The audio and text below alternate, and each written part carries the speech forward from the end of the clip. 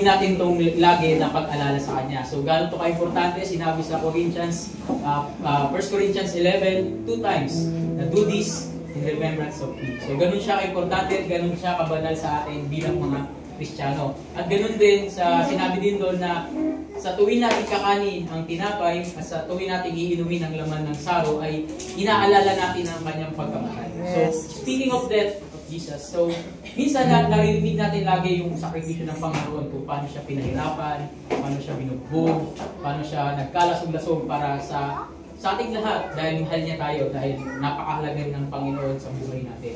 Pero as I study yung paghihirap ng Panginoon, yung kanyang sacrifice doon sa krus, mayroon ako isang nalaman at na-bless ako doon.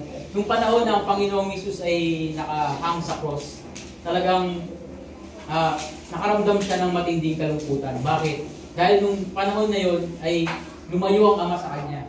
Hindi, sinabi niya doon, Ama, bakit mo ko, why you forsaken me? Hindi ko alam yung paano sa Tagalog, pero yung sinabi ng Panginoon. Bakit ko ako iniwan? Bakit mo ko iniwan?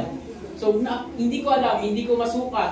Maaaring masukat natin kung gaano yung paghirap ng Panginoon physically, paano yung pagdurugo. Sinabi marinig natin sa mga preaching or even sa mga movies, kung paano ang Panginoon, ang itsura niya doon sa krus, na parang, ang napag-aalala ko sa sinabi ni Pastor ay parang karne na binitin. Ganun ang itsura ng Panginoon doon, physically.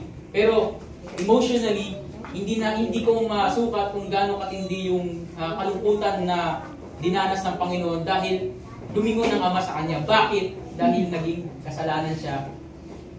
Yung kasalanan na dapat tayo yung magdala ay ang Panginoong Hesus ang nagdala doon sa krus. At hindi yun kayang tignan ng Ama. So, makikita natin from the history of eternity, nagkaliwalay ang Ama at ang Anak.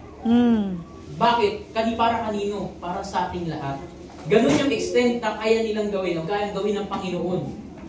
Para sa atin, para lang tayo maligtas. Ganun niya tayo kamahal. So, di ba, minsan sa point ng buhay natin, nalungkot tayo kasi nalayo tayo sa mga mahal natin sa buhay, whether it's temporary or permanently. Pero hindi ko talaga masukat, ako na personally talaga na nakaramdam ako ng kalungkutan, yun na, alala nyo, nasa ibang bansa ako. So nalungkot ako dahil nalayo ko sa pamilya ko, that din sa inyo. Pero sa panahon na si Jesus ay nandun sa krus, talagang nakaramdam siya ng matinding kalungkutan dahil, yun nga, dahil na-forsake siya ng Diyos Ama, dahil naging sin siya para sa sanlibutan.